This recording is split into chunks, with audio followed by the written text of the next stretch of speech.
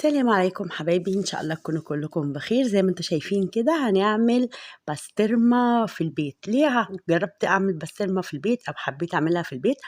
علشان هنا مش موجوده في حاجه اسمها بريزاولا، بتبقى زي البسطرمه كده، بس طبعا مش نفس التتبيله الشرقيه بتاعتنا ولا الطعم بتاعنا.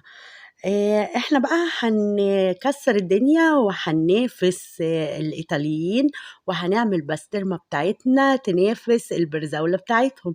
يالّا بقى كده بينا وندخل على الفيديو ونسمّي الله. وهنا عندنا حتّة لحمة حلوة كده كُنّا جايبينها، يعني حاولنا نقول للجزار على قد ما يقدر يدّينا حتّة ما فيهاش دهون.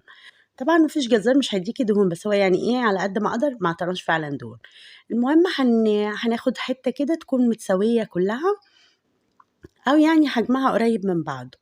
وهنبدأ إحنا كده بنقطّع اللحمة. إحنا جبنا كمية طبعًا أكبر من اللي إحنا محتاجينها، دي طبعًا عشان يعني باقي الأسابيع، يعني مش مش هناكلها كلّها دلوقتي دي. إحنا هناخد جزء نعمل بيه البسطرمة، والله ولو كنت أعرف النتيجة كده لكنت عملت بيها كلّها بسطرمة. المهم هنعملها تاني يعني ما تقلقوش. المهم هنا كان جوزي بيحاول يقطّعها بقى علشان خاطر إن إحنا ناخد الجزء اللي إحنا محتاجينه.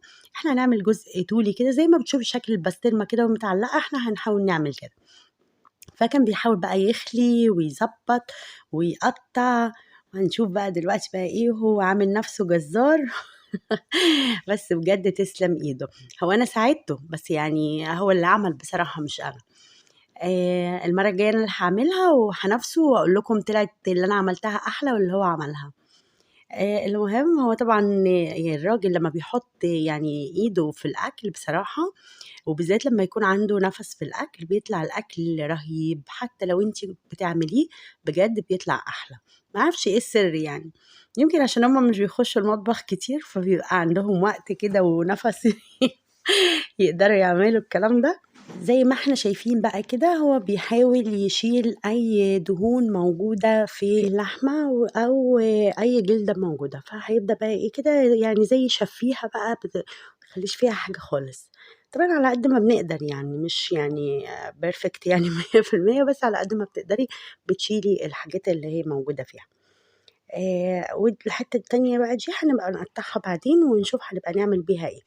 برضه هنعمل أكلة تانية وهاوريكم الأكلة اللي هنعملها بيها شكلها إيه. نقول بقى ليه فكرنا إن إحنا نعمل بسطرمة؟ لأن البسطرمة بصراحة بنجيبها من مصر وإحنا جايين، وطبعًا ما بتكفيناش يعني طول الوقت، وكلنا بنحبها، فقُلنا نجرب نعملها. وبصراحة بتبقى مضمونة أكتر لمّا أنتِ تعمليها وتبقي جايبة حتة لحمة بلدي كده وبإيدِك، ويعني شايفاها وشايفة نضافتها وشايفة كل حاجة أنتِ عاملاها خطوة بخطوة. أنا مع أوي إن أنتِ تعملي الحاجات بإيديكِ وفي البيت، مهما حتى لو هتكلِّف زي ما بتشتريها. طبعًا هنا عمرها ما هتتكلِّف زي ما بنشتريها، يعني شوفوا كيلو البسطرمة بكام، وشوفي أنتِ لو عملتيها هتبقى بكام. وبرضه في نفس الوقت اللحمة ممكن تكون اللي هنجيبها مثلًا من الجزار مختلفة طبعًا عن اللي أنتِ هتاخديها من أي بقالة. لو أنتِ في بقالة بقى بتتعاملي معاها أو جزار معيّن مثلًا بيعمل بسطرمة وبتشتري منه البسطرمة، هي دي اللي بتبقى مضمونة أوي وطعمها بيبقى مختلف خالص، خالص عن البسطرمة العادية. طبعًا أنا يعني من كام سنة أختي جابت لي بسطرمة من عند جزار، بصراحة كانت رهيبة، وكان فعلًا بقى لي سنين ما أكلتش بسطرمة حلوة ولا متبّلة حلو كده ولا لحمتها حلوة زي البسطرمة اللي هي جابتها لي دي. هي من هنا باشكرها طبعًا، ميرسي يا صوفي على البسطرمة الجميلة اللي أنتِ جبتيها لي، طبعًا كلتها من كتير. ربنا يا رب يخلّينا لبعض ويخلّي كل الإخوات لبعض. ومن هنا طبعًا زي ما أنتم شايفين بقى هو عمّال يشيلها من هنا ومن هنا أهو، يعني بيضبّط بقى، عايز يعمل الشغل إيه تمام. المهم بلاش نخرج برّه الموضوع، على طول كده بناخدكم ونروح حتت تانية وإحنا بنتكلم. المهم البسطرمة طبعًا من الأكلات أو من الحاجات اللي إحنا بنحبها أوي في الفطار أو في العشا أو كده. طبعًا بنعملها بقى بالبيض، بنعملها كده لوحدها، بناكلها نيّة، يعني بنعملها في فطاير، بنعمل أي حاجات كتير، كتير بنعملها بيها. هنا بقى باقول لكل الناس اللي هي المغتربة أو الناس اللي بتحب تعمل الحاجات في البيت، يالّا ما تستنيش وابدئي اعملي معايا البسطرمة وأنا جايبة لِك الخطوات كلّها. هنا أهو كان شال على قد ما قدر، بعدين بدأ يخرّمها كده، دي سكينة صغنونة كده بس يعني الصغننة دي قادرة، يعني حامية أوي، حلوة يعني، زي ما أنتم شايفين كده قعد يخرّمها من كل حتّة يعمل فيها يعني يثقبها كده أو يخرّمها، شوفوا أنتم بتقولوا بأنهي لغة يعني أو لكنة. المهم ليه بقى بنعمل الحركة دي؟ بنعمل الحركة دي عشان تدخل التتبيلة اللي إحنا هنعملها في كل قطعة من اللحمة دي، وتدّيها الطعم الحلو أوي، وعشان كمان تنزّل المَيّة بتاعتها اللي هي موجودة في قلب اللحمة. إحنا هنعمل الخطوة دي مهمة أوي، أوي علشان الخطوة دي تنزّل لي كل المَيّة اللي موجودة في اللحمة وتنشّفها لي كده، وزي ما أنتم بتشوفوا كده عود البسطرمة بيبقى ناشف كده ومحطوط عند الراجل إزاي، إحنا هنعمل عود البسطرمة ده. إحنا هنجيب شاشة أو حتّة قماشة كده نضيفة أو يعني تستخدميها للمطبخ بس، وهنبدأ نرُش ملح وهناخد الملح برضه ونبدأ نحطّه على اللحمة بالشكل اللي إحنا شايفينه ده كده. ما تقلقيش أبدًا اللحمة بتاعتِك مش هتبقى حادقة ومش هتبقى الملح ده مش هيأثّر فيها، الملح ده بس هيساعد إن المَيّة اللي موجودة في اللحمة تنزل وبرضه إنه يحافظ لي على قطعة اللحمة. ليه باقول كده؟ لإن اللحمة دي أنا بعد ما هالفّها بالقماشة ديّة أو بالشاشة وبالملح زي ما إحنا شايفين كده، هابدأ أضغط عليها هاسيبها لمدة حوالي يوم. بعد اليوم ده هاشوف هنعمل فيها إيه. دلوقتي هنشوف الخطوة اللي بعد كده أهو إحنا هنا بنحاول نلفّها كلّها ونغطّيها بالشكل ده كده، يعني بتتّكي عليها بقى علشان خاطر المَيّة اللي في اللحمة تبدأ تنزل. طبعًا إحنا شطفنا اللحمة قبل ما نحُط عليها الملح ودلوقتي عملناها بالملح ولفّيناها بالشكل ده. بعد كده هنعمل إيه، الخطوة اللي بعد ديّة هاجيب صينية والصينية دي أكون مستغنية عنها يعني الكام يوم دول، دي صينية يعني باعملها كده للحاجات اللي زي دي، وشبكة بتاعة بقى شواية، بتاعة الفرن، بتاعة أي حاجة، وأحطها عليها وأبدأ أحط عليها قطعة اللحمة بتاعتي الملفوفة. ليه الخطوة ديّة؟ علشان أي مَيّة هتنزل تحت. هنا بعد اليوم بقى أهو زي ما أنتم شايفين نزّلت مَيّة إزاي، وهاخدها بالملح بتاعها كده، شايفين لونها حتى بدأ يتغيّر، وهابدأ أشطفها كويس جدًا، جدًا، جدًا تحت المَيّة. قولي لي بقى المَيّة دي كده هتدخل تاني وتعمل هنشوف برضه هنعمل إيه ونتخلّص من المَيّة دي إزاي. وهنا بقى هابدأ أجيب خيط وأربّطها وهنشوف هنربّطها إزاي.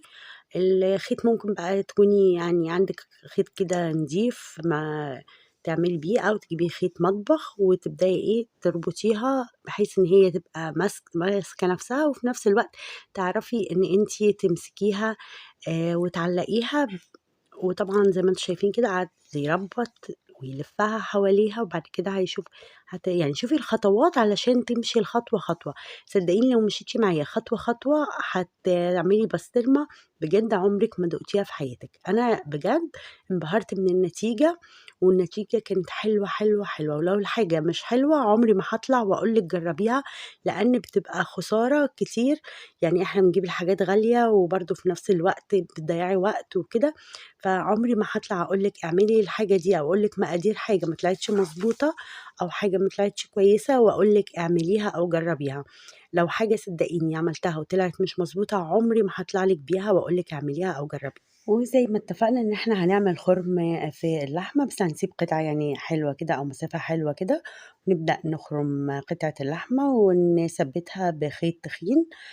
دي عشان نبدأ بعدين نعلّقها منها، بس إحنا دلوقتي مش هنعلّقها، إحنا دلوقتي هنحطها تاني ونرجّعها تاني على الشبكة، بس المرّة دي من غير ما بنكون لافينها بأي حاجة، هنضغطها جامد وهنسيبها برضه ليلة كاملة تاني، هنحط بقى تُقل فوق أي حاجة فيها مَيّة أو أي حاجة كده كتُقل عليها، ونبدأ نسيبها يوم بحاله وتاني يوم هنشوف إيه اللي هنعمله مع بعض فيها أو إيه اللي هنجهّزه.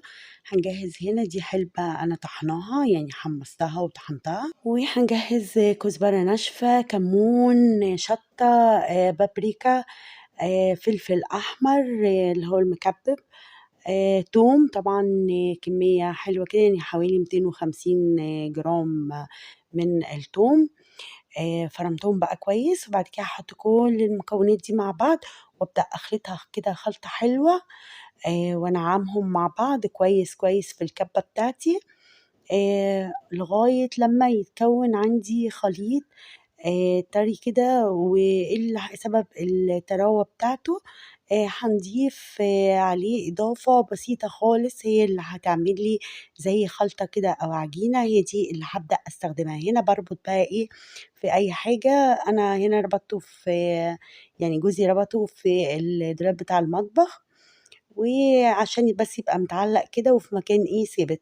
وبعد كده هيبدأ ايه يعمل الخلطة بتاعته، وهنشوف مع بعض بيعملها ازاي خطوة بخطوة. هنا هيجيب كمية ملح كويسة كده، يعني حوالي هنا حوالي كان 4 معالق أو 5 معالق من الملح، طبعا على حسب قطعة اللحمة اللي عندك كمان. هحاول أكتب لكم في صندوق الوصف قد إيه الكميات. وبعدين أدي التوم أهو عندي، فرمناه ناعم زي ما انتم شايفين، وهينعم أكتر لأن لسه هنحط مكونات تساعده إن هو ينعم أكتر. هنبدأ بقى نحط الفلفل المكبب زي ما قلنا، يكون أحمر كده وطازة كده فريش، قطعناه طبعا قطع صغيرة وهنبدأ نفرمه. بعدين هبدأ أضيف باقي المكونات، كل المكونات بقى اللي احنا ذكرناها قبل كده، البابريكا أهي، والكمون والكزبرة والشطة. طبعا برضو على حسب ما انتي بتحبي كمية البهارات بتاعتك أو الحاجات بتاعتك. نضيف باقي المكونات ونبدأ بقى نفرم فرم ناعم على قد ما نقدر طبعا. وهضيف طبعا الحلبة، ودي أهم مكون عندي، وهي دي اللي بتلعب الدور الرئيسي أو الأساسي في الخلطة بتاعتي.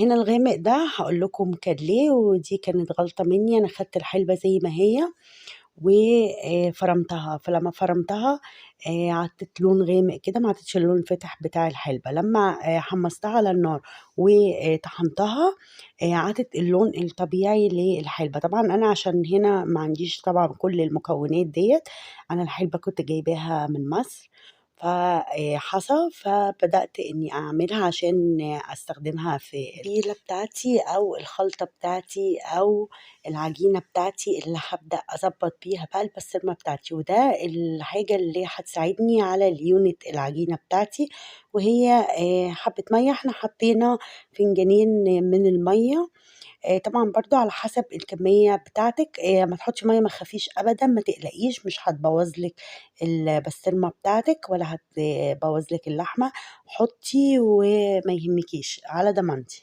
صدقيني بالتتبيلة اللي أنا باقولها لِك دي هتطلع معاكِ أطعم بسطرمة أكلتيها في حياتِك. أنا باوريكِ هنا الخليط، لأ كده ناشف شوية، محتاج حبّة مَيّة تانيين، هنحط عليه حبة مية تانيين ونفرمه تاني وندي له فرمة تانية. وبعد كده هنشوف هنعمل ايه مع بعض. زي ما احنا شايفين هو بدأ ياخد التومة أو التتبيلة بتاعتي، وبدأ يثبتها كده أو يلبسها لقطعة اللحمة اللي عندنا، اللي احنا أساسا ثبتناها في حاجة عشان نقدر نتحكم فيها، وبرضو في نفس الوقت عشان هنسيبها هنا تنشف. بنحاول بقى إيه، نخلّيها ناعمة على قد ما بنقدر، إحنا بنعملها بكفوف إيدينا ما بنعملهاش بصوابعنا، هنا بس بيحاول يضغط عليها كده عشان تثبت بس مش أكتر. وهو بيعمل كده بيضغط عليها وبيتبّلها وبيقفلها من كل حتّة، مش بيحاول يخلّي أي حتّة باينة من اللحمة، بنغطّيها كلها عشان تشرب التتبيلة، وفي نفس الوقت تاخد الطعم والتتبيلة من برّه ديّة، تبدأ تتغلغل وتدخل جواها. طبعًا بنبِل إيدينا في المَيّة وبنمسك الخليط اللي إحنا عملناه ده أو العجينة اللي إحنا عملناها دي، ونبدأ نثبّتها كده بشكل ناعم، نبدأ زي ما أنتم شايفين. بُصّوا يعني أنا عايزاكم تركّزوا بس في الحركة اللي هو بيعملها، علشان تعرفي إزاي هتمشي بيها أو إزاي هتغطّيها كلّها بالشكل ده. زي ما بانت اهي، بدأت تبان زي البسطرمة اللي بنشتريها بالظبط، بشكلها بقى، باللون، بكل حاجة. زي ما احنا شايفين كده مع بعض، يضغطها بإيديه وبعدين بيبدأ يسحبها علشان تدي الشكل الناعم ده، وبرده تبقى متلبسة خالص على قطعة اللحمة. لو وصلتي معايا لغاية هنا، أتمنى تحطي اللايك، واللايك المرة دي مش عشاني، اللايك المرة دي لجوزي، لأنه فعلا عمل لنا أطعم بسطرمة ما أكلتهاش من سنين. ولو مشيتي معايا خطوة بخطوة ونفذتي المطلوب كله ده، أو اللي عملناه كله ده، هتطلع معاكي أطعم بسطرمة ومش هتشتريها تاني أبدا. حتى لو اتعرضت عليكي ببلاش مش هترضي تاكليها. بجد بجد أطعم بسطرمة، تسلم إيدك. وأنا مبسوطة قوي قوي بيها، ومبسوطة كمان إن أنت شاركتني فيديو جميل زي ده. أتمنى إن أنتم تحطوا لايكات، وأتمنى إن الفيديو فعلا يعجبكم وتستفادوا منه. جربيها مش هتخسري، بالعكس يعني الوصفة تستاهل التجربة، وسعرها ونظافة الحاجة تستاهل فعلا التجربة. أنا استغربت قوي وكنت خايفة قوي إن يجي عليها دبان أو تيجي عليها هموش أو أي حاجة، يعني لأن يعني بسطرمة وحاجات كده ولحمة وحاجات متعلقة. بصراحة ما جاتش عليها أي حاجة، وكنت براقبها يعني لأن أنا طبعا بخاف. هو كده كده احنا هنرمي التومة، بس برضو كنت ببص عليها، قلت يعني أحط عليها شاشة أو حاجة. لا بصراحة مش هيجي عليها أي حاجة، وما تقلقيش وما تخافيش، وحطيها بس في أهم حاجة في مكان انتي تكوني ضامنة نظافته. وزي ما انتم شايفين كده، هو خلص البسطرمة بحالها اهي، وده الشكل النهائي بتاعها. وهيسيبها بقى تنشف، وهتسيبيها متعلقة لمدة 10 أيام تقريبا، هتلاقيها نشفت معاكي. عايزة تسيبيها أزيد تسيبيها، كل ما هتقعد طبعا كل ما هتكون أحلى. بس احنا بصراحة ما كناش قادرين نستناها وما صدقنا المدة بتاعتها خلصت، وقلنا بقى زي ما انتم شايفين كده، قلنا نبدأ ننزلها بقى. خلاص هتنشف أو نشفت اهي خلاص التومة بتاعتها. هنبدأ ناخدها وبالشكل ده اهو شايفين. نبدأ بقى ايه نقطعها. انا هقطعها طبعا قطع، يعني كذا قطعة، وهشيل منها في الفريزر وهشيل منها في التلاجة اللي هستخدمه. وبعدين هنعمل بقى منها بيض بالبسطرمة، نعمل منها عيش بالبسطرمة. احنا بقى ايه عايزين ناكلها كده نية. هتشوفوا شكلها دلوقتي لما تقطع وقد ايه هي جميلة وقد ايه لذيذة، وفعلا اللحمة بتاعتها هتشوفوها. بصي كده بقى شكل اللحمة وشكل البسطرمة بتاعتنا، ولا ريحتها كانت تحفة تحفة بجد، لذيذة قوي. جربيها، يعني مش عارفة اقول لكم ايه، مش عايزة اقعد اوصف، بس لا بجد عايزاكم تجربوا وتقولوا لي النتيجة طلعت معاكم ايه. شايفين شكلها؟ بس بقى الانسجة كمان بتاعتها هوريكم دلوقتي وانا بقطعها. الانسجة كمان بتاعتها كده يعني دايبة وتحفة تحفة والله. يعني مش عشان انا عملتها انا وجوزي ولا حاجة، لا، بس فعلا تجربة حلوة قوي، وبجد بجد هتعجبك جدا. يلا قومي وجربيها كده، حتى لو في نص كيلو لحمة. يعني هقول لك يعني في أبسط الكميات تقدري تجربيها، ولو عجبتك بقى بيعملي كمية أكبر. أتمنى الفيديو يعجبكم، وأتمنى الوصفة تعجبكم وتجربوها، وبجد تكون حاجة قدرت أفيدكم بيها. ولو عجبك الفيديو يا ريت ما تبخليش عليا بلايك وشير وسبسكرايب. ويا ريت كلنا ما ننساش ندعي لأهل غزة ولشهداء فلسطين، ويا رب يصبرهم يا رب، وربنا يعينهم وينصرهم إن شاء الله بإذن الله. هنا بقى كنت بوريكم اهي الأنسجة بتاعت اللحمة، وازاي اللحمة بتاعتي طرية ومستوية، وطعمها كان بجد تحفة تحفة تحفة. حبايب قلبي، بحبكم كتير، بحبكم في الله. عاوزاكم توصلوا الفيديو ده لأعلى نسبة مشاهدة، والناس اللي بتحبني ما تنسيش اللايك الجميل بتاعها. والله الفيديوهات بتاخد وقت عبال ما بتتعمل. انا ما رضيتش ابدا اجيب لكم الطريقه من غير ما تطلع النتيجه، واول ما طلعت النتيجه حبيت ان انتوا تشاركوني الخطوات كلها خطوه بخطوه. واهو دي هنلفها ونحطها في الفريزر. ومع الف سلامه حبايب قلبي، اشوفكم الفيديو الجاي.